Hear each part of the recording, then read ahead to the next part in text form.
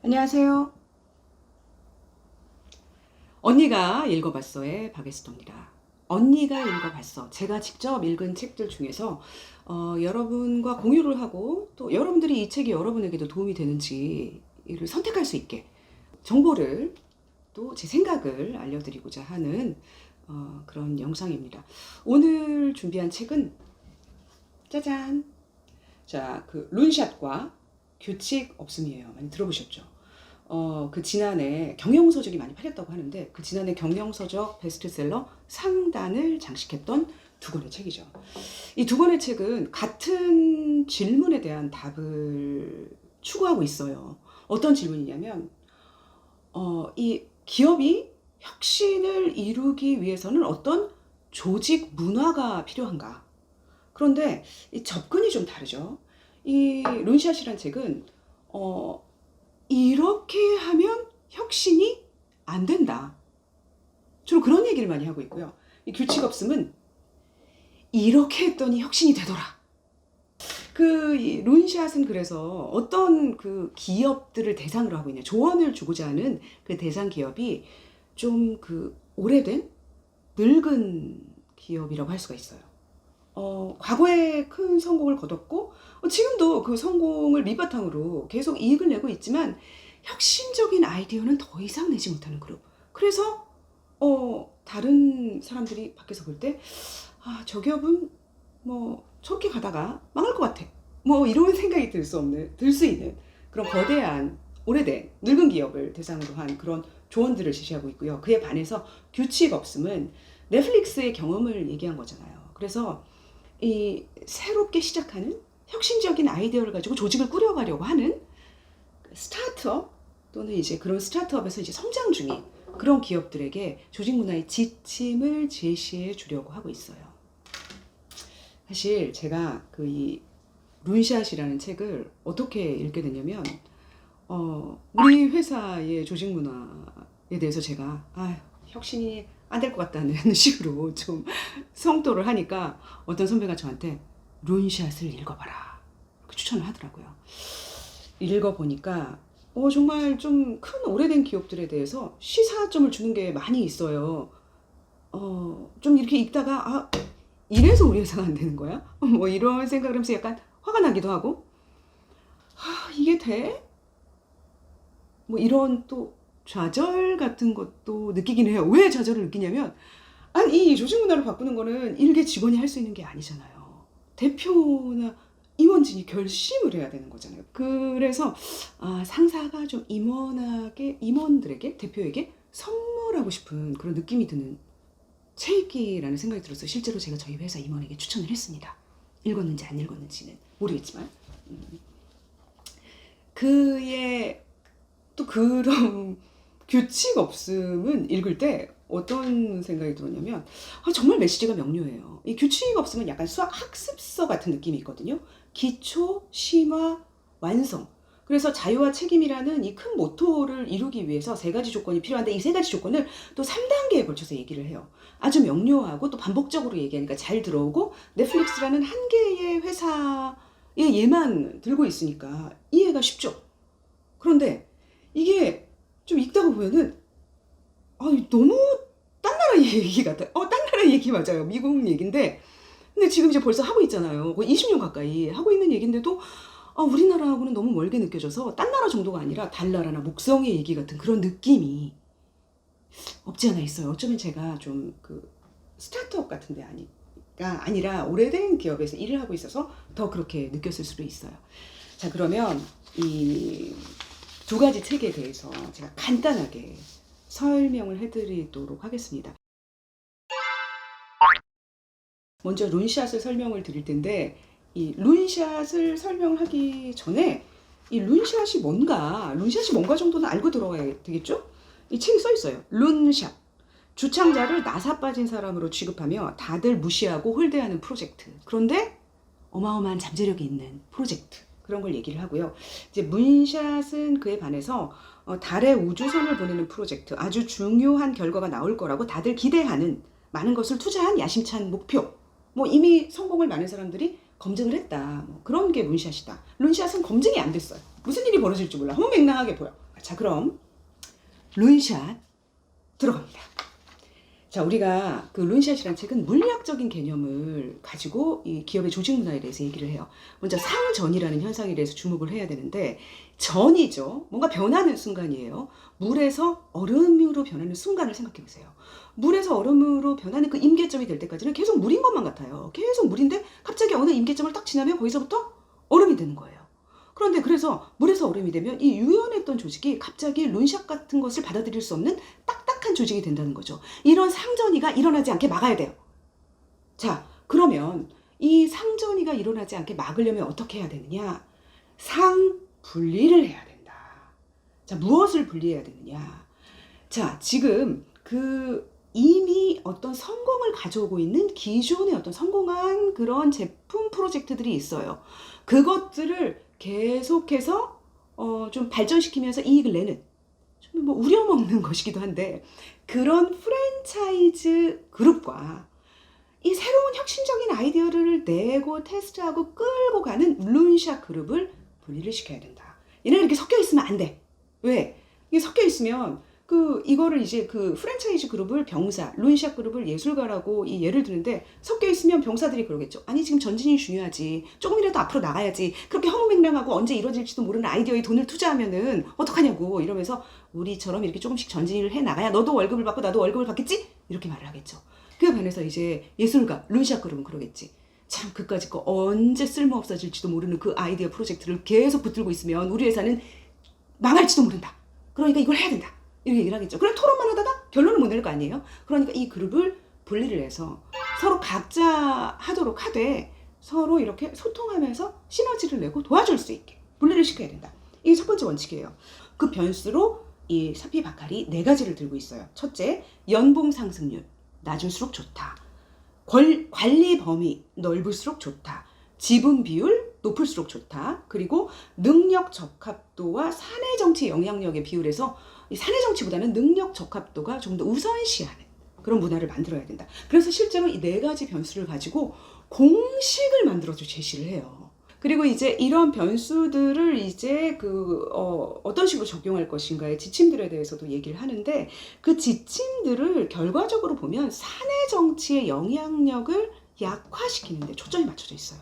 아무래도 큰 기업이다 보니까 사내 정치가 제일 중요해졌겠죠. 그래서 뭐 승진 사다리를 없애고 프로젝트 능력 적합도가 중심이 되게 하고, 승진보다는 결과에 따른 보상을 크게 하고, 결과의 보상, 그리고 관리 범위를 넓게 해서, 이 관리 범위를 넓게 하는 게 어떤 거냐면, 한 3명, 4명이 한 팀이 돼가지고 있고, 그 다음에 이제 팀장 다음에 뭐 승진을 하고 그러면 이 한 사람이 그렇게 생각한다. 나머지 3명만 그냥 밟아버리면 나는 승진하는 거야. 그러니까 일에 신경을 쓰는 게 아니라 3명 밟는 데 주로 신경을 쓰는, 그게 사내 정치잖아요. 그렇게 되니까 관리 범위를 넓게 가져가야 된다. 이런 얘기를 하죠. 늙은 조직도 혁신적 룬샷을 살리는, 육성하는 조직이 될 수 있다. 라고 룬샷에서 사피 바칼은 말하고 있습니다. 자, 사조기자 참고로 제가 왜 부채를 들고 책이 아니라 들고 얘기를 했느냐. 제가 사실은 이 책만 샀어요. 제가 원래 책을 읽을 때 그 도서관에 책이 있으면 도서관에서 책을 빌려서 한번 책을 살펴보고 그리고 나서 이제 책을 구매를 결정을 하거든요. 이제 이 책은 좀 줄을 쳐가면서 꼼꼼히 읽고 싶어가지고 샀는데, 이 책은 그런 생각을 하면서 읽으려다 보니까 어느새 많이 읽어가지고 책을 살 필요가 없어졌다는, 다 읽어버렸어요.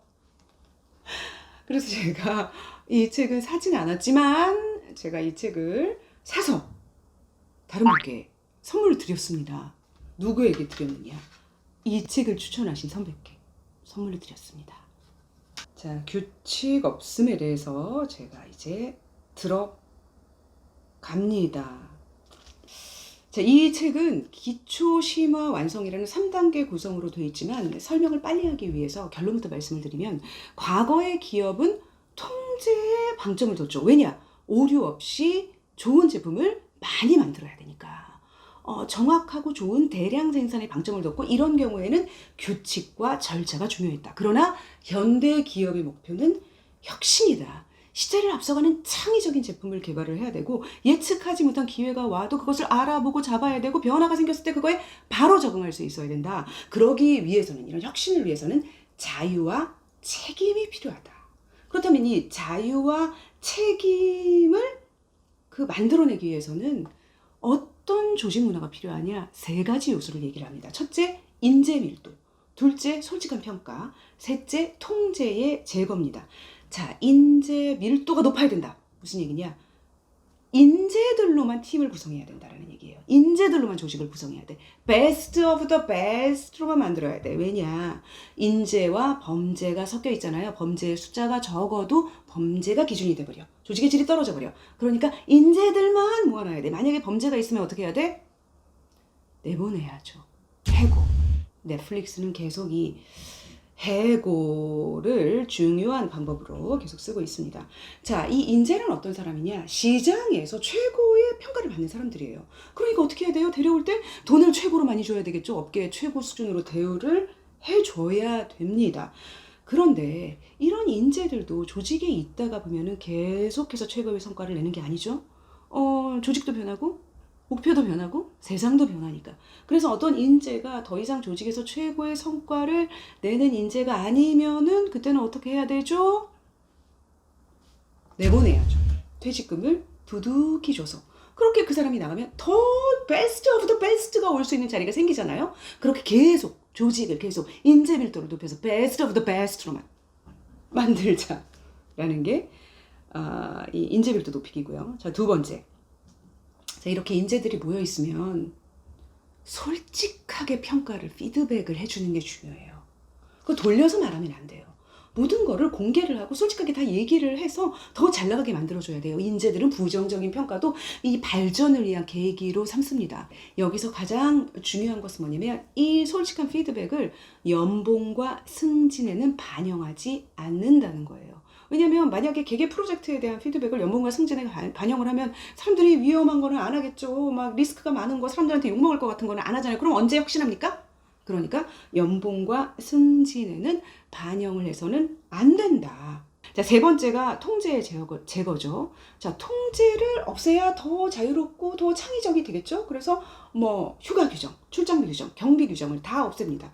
막 이러면 휴가도 막 쓰고 회사노도 막 쓰고 그럴 것 같지만 실제로는 그러지 않는다. 왜? 인재니까. 인재니까. 그 회사가 어느 방향으로 가야 하는지 자기 일이 어떻게 해야 잘 되는지 알잖아요. 인재들이니까. 만약에 그럼에도 불구하고 부당한 짓을 하다가 걸리면 사후에 평가를 해. 사후에 평가를 해서 진짜 너무너무 부당하다. 그럼 더 이상 인재가 아니겠죠? 어떻게 해야 돼요? 또 해고. 방법이 있잖아요. 그런데 이렇게 통제를 제거하는 가장 중요한 이유는 업무에 대한 결정을 직원 스스로가, 즉 담당자가 하도록 하기 위해서입니다. 업무는 담당자가 제일 잘 알아. 그 사람이 수십억짜리, 수백억짜리 계약 프로젝트도 자기가 결정하고 자기가 판단해서 사인해가지고 진행을 하면 됩니다. 리스크가 있죠. 그러면 상사가 생각할 때, 위에서 볼 때, 이게 지금 이 프로젝트가 좀 돈만 많이 들고 성과가 없을 것 같은데 얘가 이거를 자꾸 하겠다고 고집을 부리네. 그러면 어떻게 생각을 해봐요. 얘는 여전히 같이 갈 최고의 인재인가 아닌가. 최고의 인재라면은 하라 그래요. 위험해 보여도. 그리고 성과를 내고 책임을 지라고 하면 되죠. 만약에 그게 아니야. 얘가 점점 이상해지는 것 같아. 그러면 또 어떻게? 내보내면 되죠. 해고. 그래서 내보내는 게 낫다. 자유를 억압하는 것보다는 이라는 메시지를 전하고 있는 거예요. 그렇다면 윗사람은 뭘 하냐? 윗사람은 방향과 전략을 제시합니다. 그래서 세세하게 세밀하게 리드를 하는 게 아니라 맥락으로만 리드를 하라라는 거예요. 위에서는. 자, 인재 밀도, 솔직한 평가, 통제 제거 이해를 하셨죠? 그런데 넷플릭스가 글로벌 기업이잖아요. 이거를 모든 나라에 똑같이 적용하기에는 어려움이 있을 수 있다. 프랑스는 프랑스식, 인도는 인도식, 뭐 일본은 일본식. 그러니까 거기서는 약간 이런 원칙들을 적용하는데 변화를 주는 것도 또한 필요하다. 라는 얘기로 얘기를 맺습니다. 자, 자유와 책임을 위한 세 가지 요소를 계속 발전시키면서 넷플릭스는 계속 성공 중이랍니다. 라는 걸로 이 책은 이야기를 맺고 있습니다.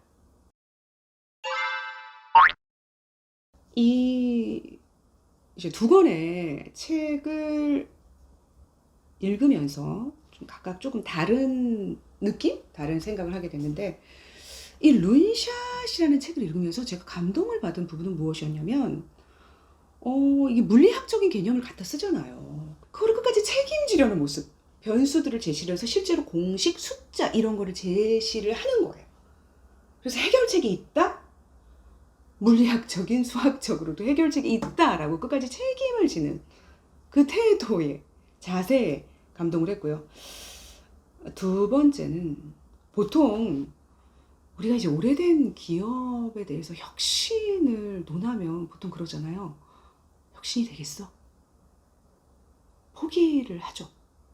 그런데 사피자칼은 그런 기업들에게도 혁신을 계속 할 수 있는 해법이 있다라고 얘기를 하잖아요. 있다. 그래서 굉장히 자상한 의도를 가지고 있는 책이 아닌가.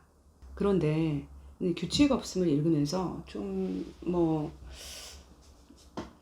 앞서도 말씀드렸듯이 이게 우리나라에서 정말 가능한 일이야? 얼마 전에 제가 에밀리 인 페리스라는 그 넷플릭스의 시리즈를 봤었는데 거기에 그런 장면이 나와요. 미국에서 가는 에밀리가 그 파리에 있는 상사한테서 해고를 당하죠. 해고를 당해서 에밀리가 막 짐을 싸려고 그래요. 해고를 당했으니까. 근데 동료들이 그러죠. 너 짐을 왜 싸냐고. 나 해고 당했다고. 그러니까 아니야. 여기서는 해고 절차가 완료되는 데만 최소한 몇 달이 걸려. 그리고 이게 몇 년이 걸릴 수도 있어. 그러니까 너는 지금 짐을 쌀 필요가 없어. 그러다가 해고를 안 당할 수도 있다니까? 우리가 도와줄게. 이렇게 얘기를 하는 장면이 나오죠. 우리나라 상황이 비슷하잖아요. 그러니까 이런 그 인재 밀도를 높이고 이렇게 계속 해고를 하고 새로운 사람을 들이고 그러려면 그 어떤 그 고용시장 자체가 개방적이어야 되는데 우리나라는 좀 폐쇄적인 그런 시장이잖아요. 다른 구조를 가지고 있죠. 그래서 이것이 이제 가장 중요한 전제 조건이 인재를 계속해서 영입하는 건데 이게 과연 현실적으로 가능한 토양인가, 여기가 좀 우리나라랑 맞는가 이런 생각을 좀 일차적으로 하게 됐고요. 그거 말고도 맞지 않은 면은 많고 그럼에도 불구하고 맞는 면이 있겠죠. 분명히 참고가 되는 면이 있겠죠. 또 하나는 아주 이거는 정말 별개의 이야기처럼 느껴지지만 저는 이 책을 읽으면서 한편으로는 좀 지울 수 없었던 그런 생각이 뭐냐면 지금 이제 우리 4차 산업혁명의 방향 그리고 새로운 혁신적인 기업의 방향이 모두가 베스트 오브 더 베스트 최고의 인재를 쓰자. 그걸로 조직을 이끌어가자. 혁신을 하자. 이런 방향으로 가고 있잖아요. 그렇다면은 베스트 오브 더 베스트는 아니지만 여전히 사회에 의미 있는 기여를 하고 있는 사람들 또 열심히 노력하는 평범한 사람들 어디로 가라는 것이냐. 사실은 이게 4차 산업혁명의 가장 중요한 사회적인 그런 문제를 제기하고 있는 거잖아요. 중간층 또는 중간 이상층까지 노동을 상실하게 될 것이다. 일자리를 잃어버리게 될 것이다. 이 책을 읽으면서 더 그런 생각을 또 한편으로 하게 됐습니다. 제가 기회가 이제 다음에 또 그와 관련된 책들을 소개할 수 있는 기회도 또 여러분과 생각을 공유할 수 있는 기회도 만들어 보도록 하겠습니다. 자, 이런 책들이 우리 사회에서 그 베스트셀러가 된다는 것은 혁신에 대한 갈망이 있다는 걸 얘기를 하겠죠. 혁신이 필요하다라고 다 공감을 하고 그런데 혁신을 이루기가 쉽지 않은 것 같다라고 공감하는 사람이 많다는 뜻이 아닐까라는 생각을 해봅니다. 자, 다음 시간에 다른 책들로 또 인사드리도록 하겠습니다. 고맙습니다.